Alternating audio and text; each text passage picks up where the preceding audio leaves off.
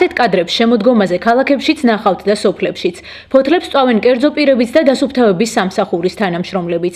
მოქალაქეთა ნაწილმა იცის, რომ ფოთლების წვა გარემოსთვის და ადამიანის ჯანმრთელობისთვის საზიანოა, მაგრამ მაინც წვავენ. სხვა გამოსავალი არ გვაქვს. ასე რომ თქვა, დასუფთავების სამსახურს არ მიაქვს. ტომრებშიც ვაგროვებთ, თავს მოუკრავთ, დავალაგებთ და ასევე ტოვებენ. ისიც რომ მავნე ნივთიერებას გამოყოს, მე თვითონ მედიცინის მუშაკი ვარ და მსმენია. აბა სხვა საშუალება არ არის, სად უნდა წავიდო, სად გადავყავო. სუფთავის გულზე ვაკეთებ, მაგირო სუფთა იყოს და პატარა რაღაც ადგილია მონაკვეთი, რომ ის ჩემთვის ვისარგებლო, ის მარწყვია თუ გარეთ, მე არ შემიძლია რომ არ დავასუფთავო და მაგი არ ვიცი რომ საზიანოა.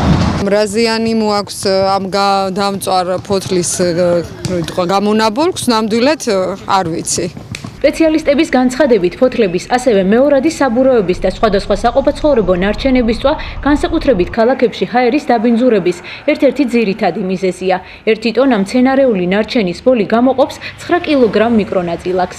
ისინი ჰაერის ორთქლთან ურთიერთქმედებენ და გამოყოფენ ისეთ ნივთიერებებს, რომელიც ხელს უწყობს სხვადასხვა დაავადებების, მათ შორის კიბოს განვითარებასაც. იმ შემთხვევაში კი თუ ფოთლებთან ერთად პოლიეთილენის პარკები ან პლასტიკური ბოთლების ნარჩენები იწვება, წარმოიქმნება მთელი რიგი ტოქსინები, რაც იწვევს ცენტრალური ნერვიული სისტემის დარღვევას, ღვიძლის დაზიანებას და ასე შემდეგ. ფოთლების წვა აბინძურებს ნიადაგსაც, ნიადაგის ზედაფენაში კი მძიმე მეტალების შემცველობა ორჯერ იზრდება.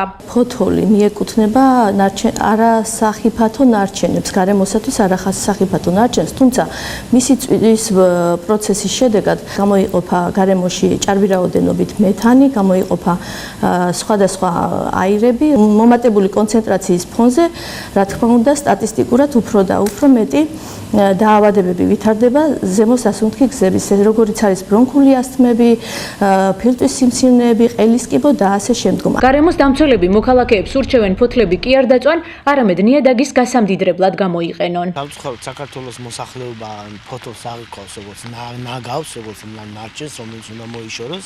სინამდვილეში ესე არ არის, ვინაიდან ფოთოლი არის რაღაც ბუნებრივი მოავლენის ერთ-ერთი რაღაც შემადგენელი ნაწილი, რომელსაც შეიძლება მივცეთ ძალიან კარგი დატვირთვა, იმიტომ რომ ის არის ეკოლოგიურად სუფთა სასუქი, ანუ კომპოსტირებას გულისხმობ.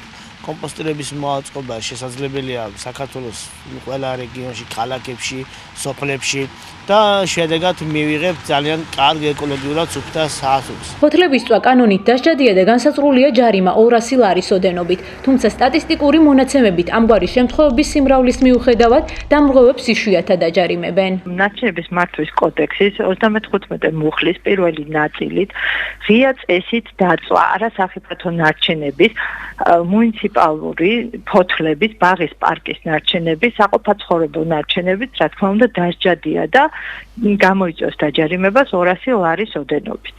2016 წლის მდგომარეობით 35 მუხლის პირველი ნაწილით დაჯარიმების 44 ფაქტი არის დაფიქსირებული, ხოლო მეორე ნაწილით, რომელიც ითვალისწინებს დაუშვათ საბურავების წვას, 55 ფაქტი არის დაფიქსირებული. ფოთლების ან სხვა საყოფაცხოვრებო ნარჩენების წვის შემთხვევაში მოქალაქეებმა დარღვევის შესახებ გარემოს დაცვითი ზედამხედველობის დეპარტამენტს უნდა აცნობოთ. ცხელი ხაზის ნომერზე 153.